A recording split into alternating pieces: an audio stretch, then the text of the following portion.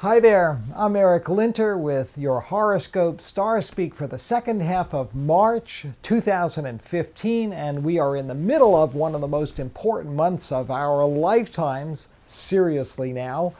The 16th, the starting point for this forecast, features a Mercury square to Saturn, which ordinarily would be huge, but on this particular Monday, we also have the seventh and final in the series of squares between Uranus and Pluto.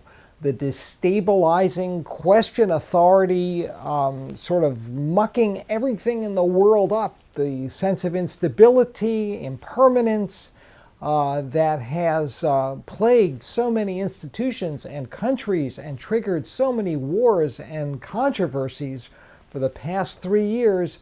It's coming to an end, and that's probably one of the most remarkable things about this particular time frame is that the light at the end of the tunnel is now upon us. And really the big question is, what will remain? What will continue in terms of power structures, energy, oil or solar, natural gas versus wind. It's the forces of progress embodied by Uranus versus those who would seek to perpetuate old and in many cases dysfunctional systems, whether again it's government or corporate dominance.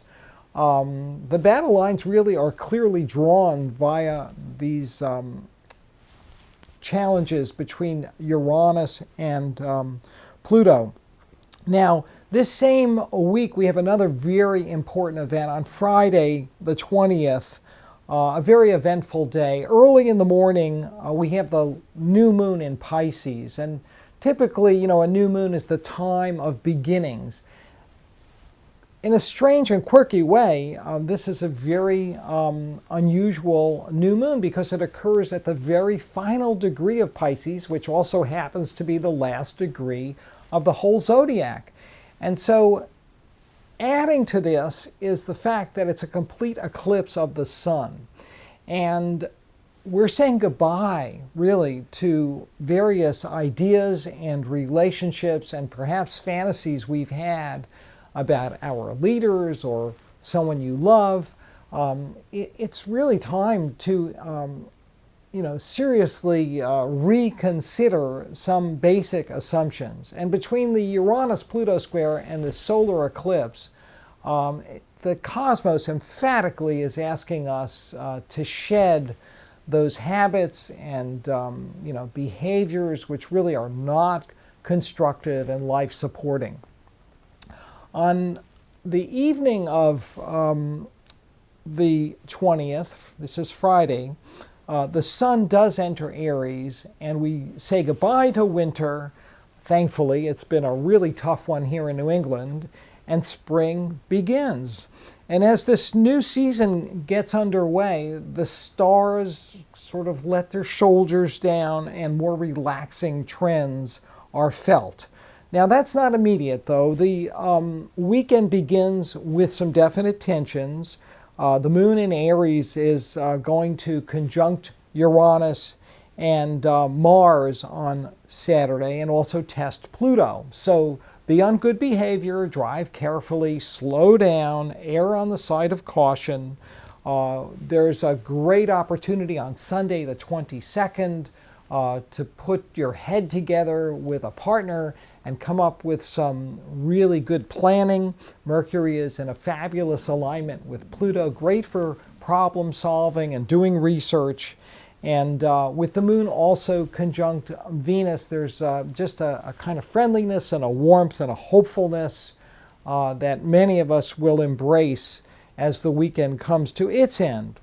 There's a lovely alignment between Venus and Neptune that makes its presence felt on Monday the 23rd.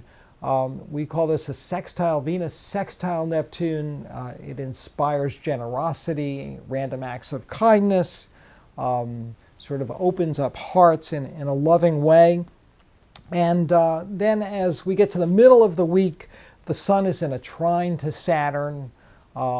a super aspect for taking care of business, decision making, and just getting on with life.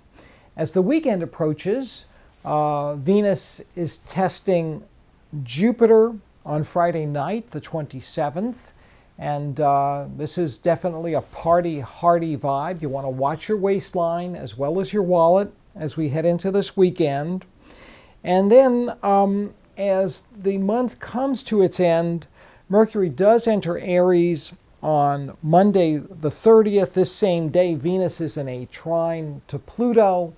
And there's a certain financial uptick that many of us will benefit from.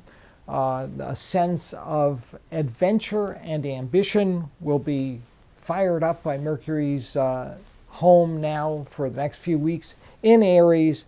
And then the 31st, we see Mars enter the Earth sign Taurus. Again, this is good for work, for business, and for gardeners and farmers for planting. It may become a little bit dry this spring, but after all the snow we've seen in New England, that's fine with me. I'm going to leave it there, and if you want to contact me, shoot me an email at stars@ericlinter.com. Look for my daily forecasts online at spiritofchange.org. Thank you for joining me today, and remember to keep looking up.